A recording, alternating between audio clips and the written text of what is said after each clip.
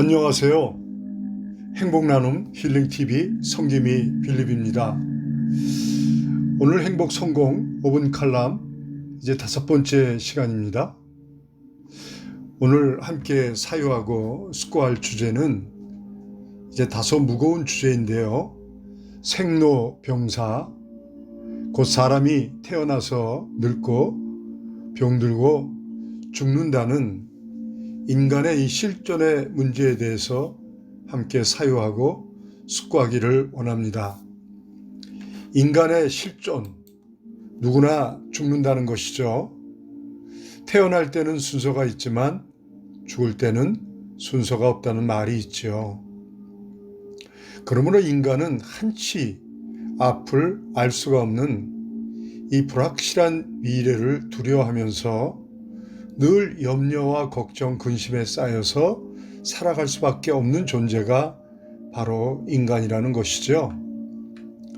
수많은 철학자들이 이제 행복에 대해서, 성공에 대해서 많은 이야기를 하지만 이 죽음에 대해서는 이제 한계 상황이라는 이 철학적 용어로 마감을 합니다. 미래를 알 수가 없다는 것이죠. 죽음에 대해서 알 수가 없다는 것입니다. 그러나 이 죽음의 문제에 대해서 분명하게 그 모든 실상을 우리에게 적나라하게 보여주는 이제 그 성경 말씀이 있습니다. 이 성경에서는요, 이 죽음을 세 가지로 정의를 합니다. 이제 첫째, 영적 죽음, 둘째, 육체적인 죽음, 셋째가 영원한 죽음, 이렇게 죽음을 세 가지로 정의를 하는데요. 여기서 첫째 영적 죽음이란 이제 이 창조주 하나님과 아버지와 아들의 관계, 남편과 아내와의 관계와 같은 이 친밀한 인격적인 이 믿음과 신뢰의 관계, 정서적인 그 사랑의 관계, 이 협업의 관계, 곧 언약 공동체적 관계가 완전하게 깨어지고 붕괴되고 단절된 상태를 말합니다. 곧 영적 죽음이란 하나님과 관계가 죽어있는 관계가 되어있는 상태를 말합니다. 그리고 둘째, 이제 육체적인 죽음인데요. 이 육체적인 죽음이란 우리 모두가 가장 두려워하는 늙고 병들고 그리고 결국 육체적으로 죽는 것을 말하죠. 이 육체적인 죽음은 그 원인이 바로 영적 죽음, 곧 하나님과 관계가 죽어있는 관계가 되면 찾아오는 죽음을 말합니다. 하나님과 관계가 붕괴가 되면 찾아오는 것이 바로 육체적인 죽음이라는 것이죠. 그리고 셋째, 그 죽음, 그것은 이제 영원한 죽음을 말하는데요. 성경은 육체적인 죽음 이후 영원한 죽음이 기다리고 있다는 것을 가르치고 있습니다.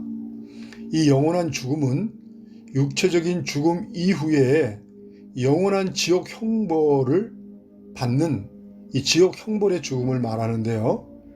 인간이 하나님과 죽어있는 관계가 되면 육체적인 죽음이 찾아오고 육체적인 죽음 이후에 영원한 지옥 형벌의 죽음이 찾아온다는 것입니다. 이렇게 성경은 죽음에 대해서 영적 죽음, 그리고 육체적인 죽음, 그리고 영원한 죽음을 이제 대해서 이 죽음에 대해서 증거하고 있습니다. 여기서 우리는 이 성경 말씀을 통해서 우리는 정말 깊이 깨달아야 할 것이 있는데요.